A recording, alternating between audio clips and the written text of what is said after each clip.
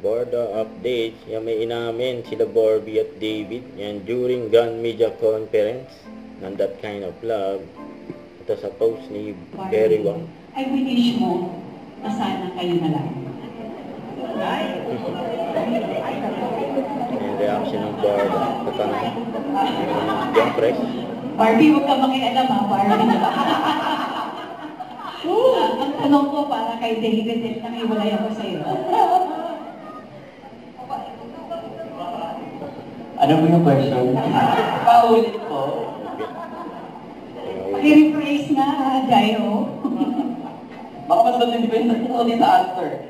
Ano daw, David, is there a time na naisip mo na sana kayo na lang? Sana ako.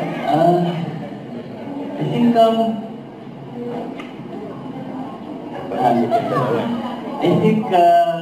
Yung totoo ha?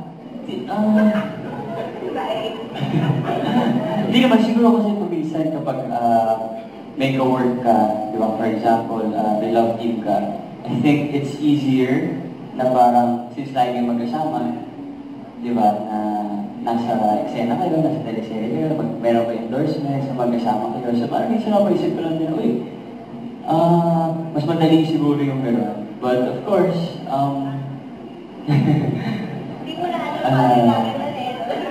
yeah, but you know, of course, Diretsuhin mo na lang kami.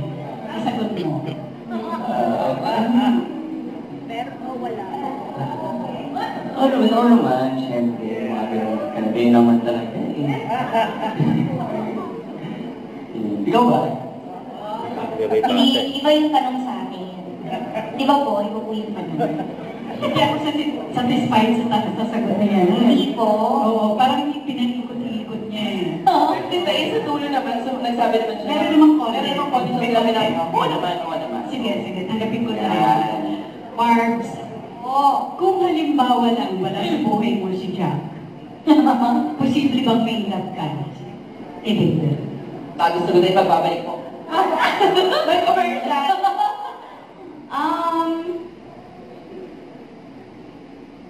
I think, mahirap nga, no? Mahirap nga siya. Mahirap nga.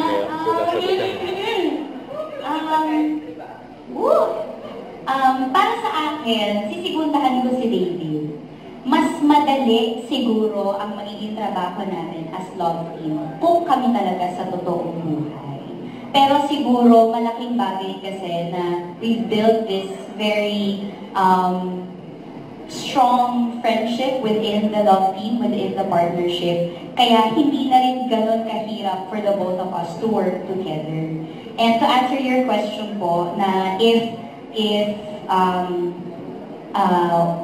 single ako, is there a possibility? Sinong makakapagsabi, hindi ba? Siguro, ask me again when we get there, tita. Kasi sa ngayon, I don't think I have the right answer to that. Nice answer. Thank you. Satisfied naman ako sa sagot. Actually, yun ang pressure tayo sa kanilang dalawa eh, di ba? I'm sure, David, I know, hindi mo ito direkta aminin sa amin. Pero lalo na sa mga kilig moments yung dalawa, kasi matagal-tagal na ito. Nagsama kayo sa Ibarra, nagsama kayo sa Big Sino ka man, nagsama kayo sa Pulang Araw, and then now when this your first movie, imposibleng hindi kayo, I'm sorry magkailaban sa isa't isa. Am I right? Pero parang bago ka sumagot sa pagsasabi nila answer, parang siya si Mila sa That Kind of Love. Papunta po doon, panahon coach. Tama,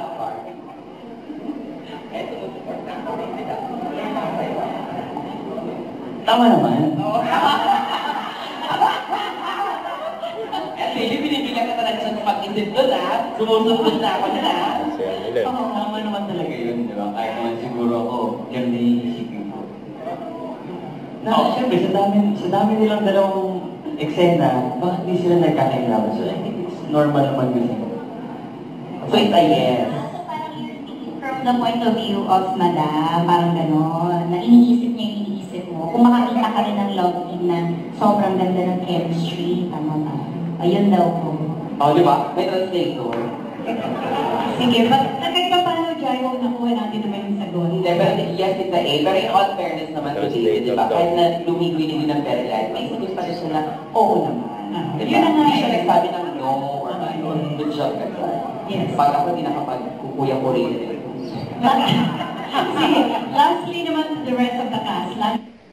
Huwag kalimutan mag-subscribe, click ang notification bell kung may update. Tira ko ang lecture reaction vlog. Bye guys, thank you for watching.